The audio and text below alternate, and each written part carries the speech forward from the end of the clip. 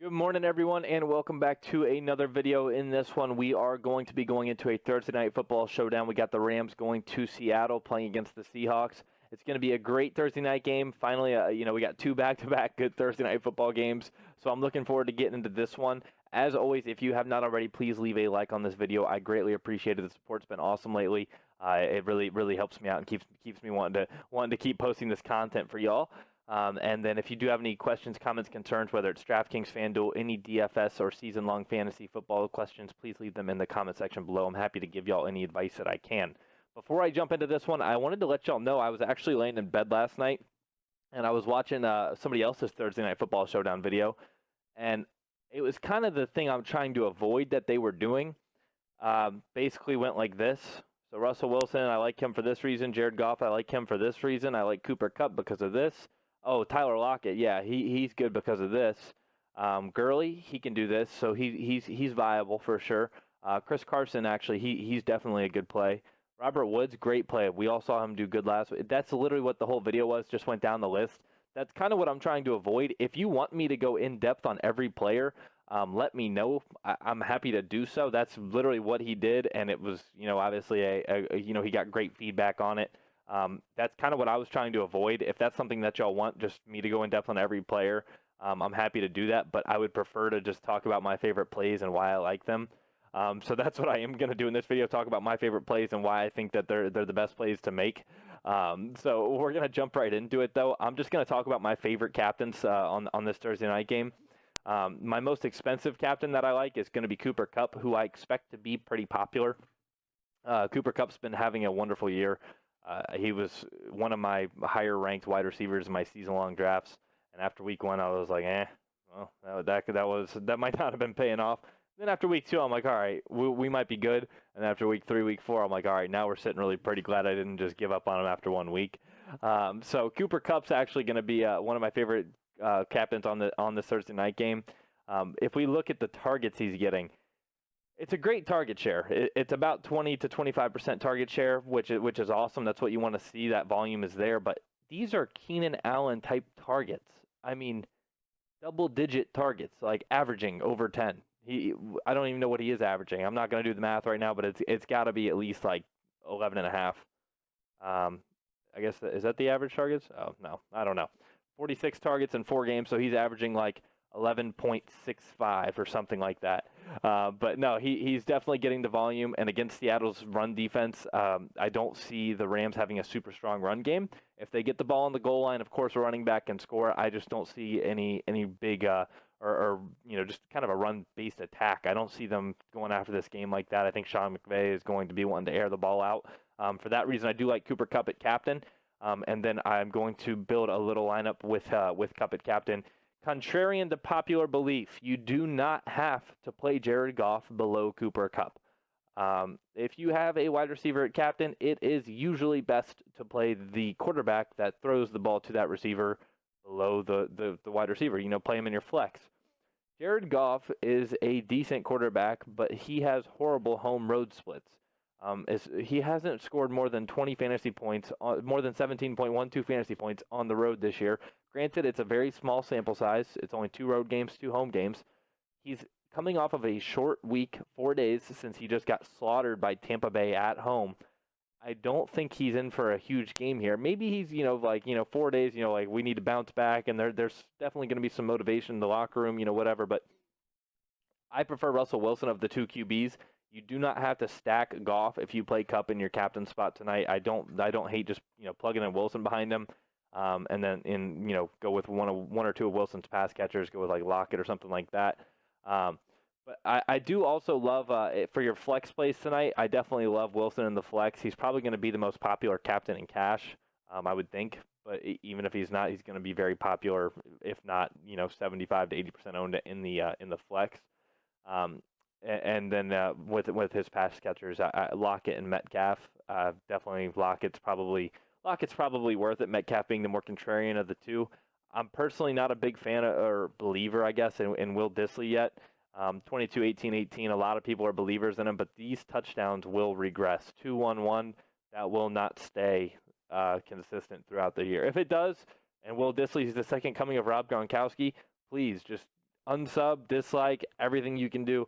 I don't think he's the second coming of Rob Gronkowski. I think that it's a good start to the year for him. I get a lot of respect for him, but at the same time, it's just not somebody I'm going to be looking to prioritize on this game. Will I have a little bit of him? Sure, but not one of my favorite plays. Favorite flex plays though are going to be Russell Wilson, Chris Carson. I'm going to be wanting to prioritize the Seattle offense.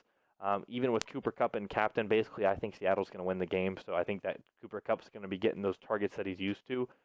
So if we went Russell Wilson, Chris Carson, and then I'm okay with taking like Metcalf or something like that. The way I look at it is Cooper Kupp is probably going to be the highest owned Rams receiver, and then this is where it's going to be probably pretty close, but I expect Robert Woods to probably be higher owned than Brandon Cooks. Robert Woods is just coming off that monster game against Tampa, and a lot of people are going to go click him, go to game log, and say he scored 32.4 points last week. Wow, what a great game. I want Robert Woods. He's only 200 more than Brandon Cooks. At the end of the day, matchups aside, Brandon Cooks has slate-breaking potential as always, and he's probably going to be the least owned out of all of them. If you were to play Cooks in this lineup and you have two of those pass catchers for Goff, I think Goff is probably good to have in your lineup at that point. But I would just plug in Metcalf here or something like that, and then come on down and go kicker and something like that. But so Cooper Kupp, definitely one of my favorite captains tonight. Chris Carson going to be another one of my favorite captains. I think Chris Carson's just in a good spot. I think they're going to win this game. I don't think it's going to be a blowout, but I think they're going to ground and pound. He had 22 carries last week and 4 targets, and converted all of his targets into catches. He's pretty good about that as well. If he gets 15 to 20 carries, let's say 15 to 22 carries, so maybe 17 or 18, and he gets 3 or 4 targets, he is going to put up 15-plus fantasy points, which is solid. It's a good floor. It's an expected number. 15 attempts and 3 targets. He only put up 11 that week against Pitt. Honestly, pretty surprising. That was a rough week for him. Obviously, he had the fumble, though, as well. The fumbles have been an issue for him. Granted, he did not have one last week. It kind of makes me worry about him. I don't think that they're going to make any drastic decisions on this primetime game, but you got to show some love to Rashad Penny, who's coming back this week, who missed the last 2 weeks. Apparently, Pete Carroll said that he probably could have played last week, but regardless, he did not, and he's back this week. ProSize vultured that touchdown against Arizona last week and did get a couple of red zone carries.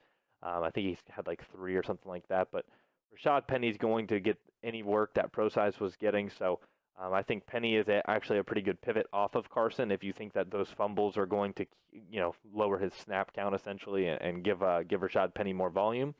But with Chris Carson in there, I don't see myself ever fading Russell Wilson on this slate unless you're just really trying to be dicey with it and make your lineup different than everybody else's. I think Russell Wilson's just kind of a lock in, at least in your flex.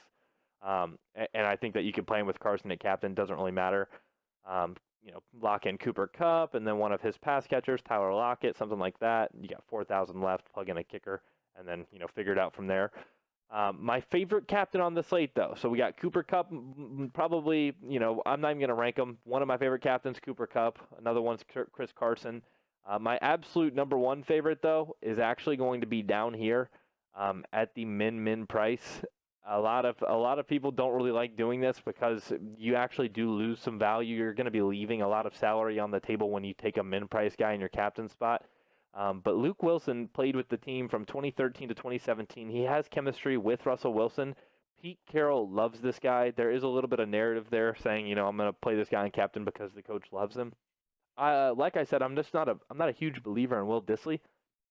It's not that I don't think he's a good football player. He's in the NFL. He's a starting tight end. Obviously, he's a good football player.